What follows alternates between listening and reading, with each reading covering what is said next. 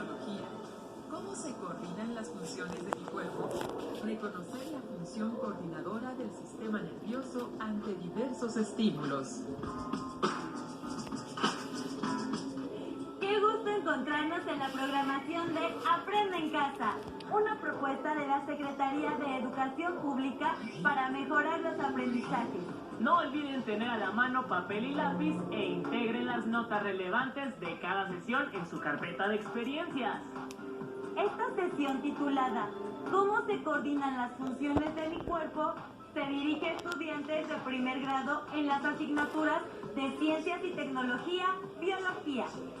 Entremos en materia. Aprenderemos cuál es la función coordinadora del sistema nervioso de nuestro cuerpo ante diversos estímulos. Como saben, una característica de los seres vivos es la capacidad de responder a los estímulos o cambios que ocurren en el medio ambiente. En nuestro caso, como especie humana, contamos con un sistema que controla todas las actividades de las diversas partes del organismo. ¿Qué órganos forman parte del sistema nervioso? ¿Cómo está conformado? ¿Cuáles son sus funciones? Integren las respuestas en su carpeta de experiencias.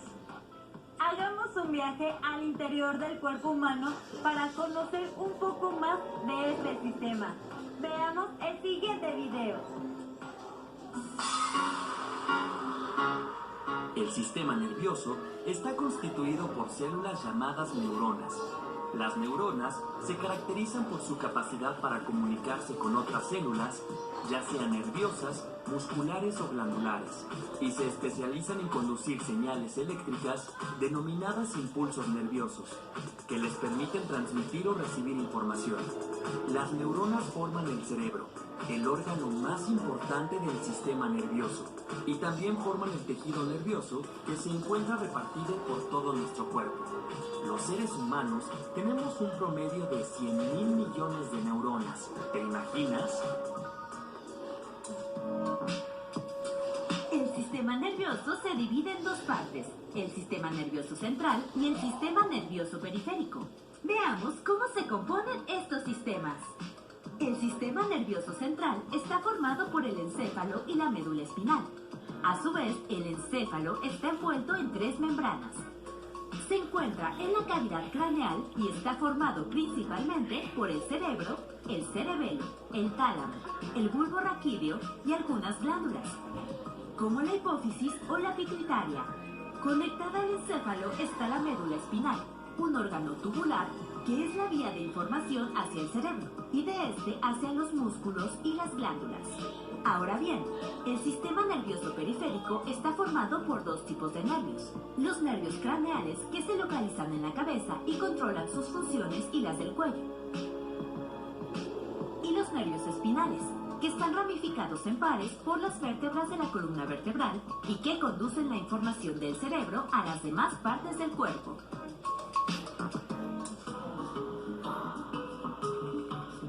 Ahora vamos a conocer las funciones del sistema nervioso. Este sistema coordina al cuerpo humano y controla sus funciones, así que cualquier acción ejecutada por una estructura del cuerpo depende del sistema nervioso. En el sistema nervioso está el centro de mando del cuerpo, donde se manejan las facultades intelectuales como la atención, la memoria y la inteligencia. Otros procesos que son regulados por este sistema son la respiración, la digestión, la secreción de hormonas, la circulación de la sangre, la sudoración y el movimiento. El sistema nervioso también percibe estímulos externos a través de los receptores del cuerpo, como los ojos, la nariz, la lengua, los oídos y la piel. Por ejemplo, cuando una persona escucha música y siente ganas de bailar. Y por otro lado, el sistema nervioso percibe estímulos internos que son recibidos por órganos que están al interior de nuestro cuerpo. Uno de estos estímulos es la sensación de dolor de estómago, la cual nos indica que hay una alteración en el cuerpo y debemos atenderla. Como has podido ver, el sistema nervioso es el encargado de controlar varias funciones de nuestro cuerpo, incluida la capacidad de percibir y responder a los estímulos internos o externos. Esto gracias al sistema nervioso central y el sistema nervioso periférico, y a las neuronas que los forman. Ahora que ya sabes todo esto, ¿te imaginas todo lo que puedes hacer gracias a tu sistema nervioso? Como pudieron darse cuenta, los principales órganos que conforman el sistema nervioso y sus funciones son, entre otros, El cerebro, el cerebelo, el bulbo raquídeo y algunas glándulas forman parte del sistema nervioso central. el cerebro recibe, ordena y da respuesta a todos los estímulos captados por los órganos de los sentidos. Las células nerviosas, llamadas neuronas, se comunican entre sí y transmiten los estímulos que recibimos mediante ojos, nariz, lengua, oídos y piel. En el siguiente audiovisual veremos cuando los estímulos pueden causar dolor. En nuestro cuerpo existen diversos tipos de receptores que perciben los estímulos, pero por el momento nos enfocaremos en los nociceptores, que están en las terminaciones nerviosas de tejidos externos como la piel y la mucosa, y de tejidos internos como los músculos, el intestino o la vejiga, y cuya función es responder a estímulos por lesión de los tejidos. A su vez, estos nociceptores también se dividen en diferentes tipos, como los que responden a estímulos térmicos con temperaturas mayores de 42 grados Celsius o menores de 5. Los denominados sensoriales, que perciben los contactos ligeros como los roces y las vibraciones superficiales. Los mecánicos, generados por variaciones de presión en la piel como cortes o golpes. Y los químicos, que responden a cambios provocados por diversas sustancias. Así que los nociceptores, como otras partes del sistema nervioso, nos protegen de situaciones que ponen en peligro nuestro cuerpo o una parte de este, debido a que el dolor nos advierte de la presencia de estímulos dañinos que debemos evitar. Ahora, veamos cómo se genera el dolor cuando nos golpeamos.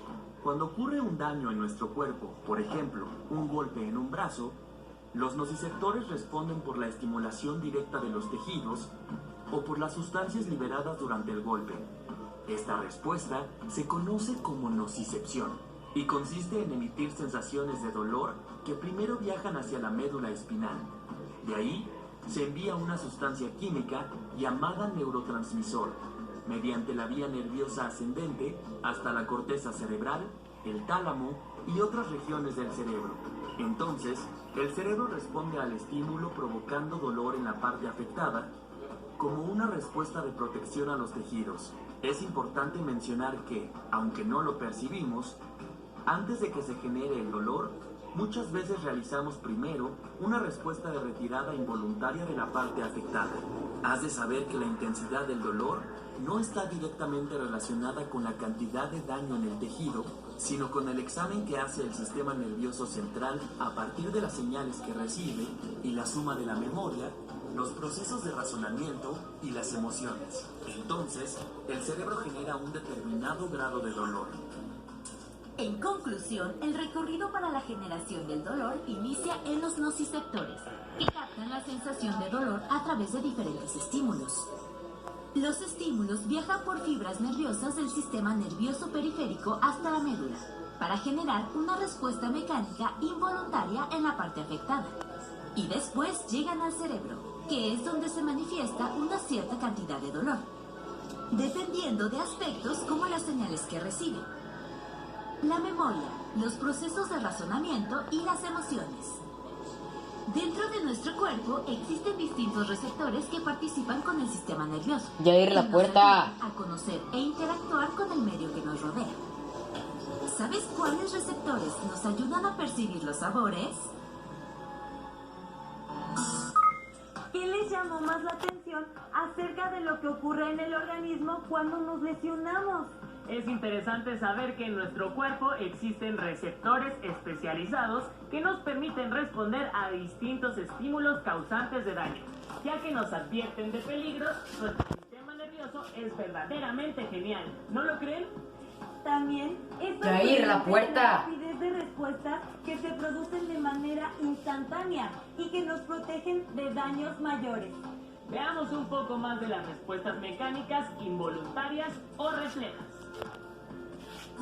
La respuesta involuntaria del organismo ante un estímulo determinado, como la sensación de calor, se denomina acto reflejo, el cual se realiza mediante el arco reflejo, que comprende la vía nerviosa que recorren los impulsos generados durante el estímulo. Cabe resaltar que el arco reflejo es automático e involuntario, debido a que se produce una reacción que no es controlada por la conciencia, pues no interviene el cerebro. ¿Quieres saber cómo sucede este proceso? Veamos un ejemplo. Los receptores de la mano perciben un estímulo del medio externo, en este caso la sensación de calor de un objeto. Has de saber que dichos receptores están constituidos por células o grupos de células que se encuentran en la piel y en los órganos de los sentidos. Cuando los receptores perciben el estímulo, los nervios deferentes del brazo llevan esa información hasta la médula espinal, que se ubica en el sistema nervioso central. Y en la médula se elabora una respuesta al impulso nervioso. Luego, dicha respuesta se transmite a través de nervios motores hasta los músculos de la mano, lo que provoca que la mano se retire del objeto caliente. Los actos reflejos se producen con mucha frecuencia en nuestra vida diaria.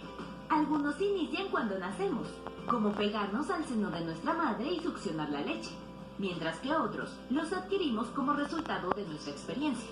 Por ejemplo, alejarnos del fuego o de alguna sustancia peligrosa antes de sentir dolor.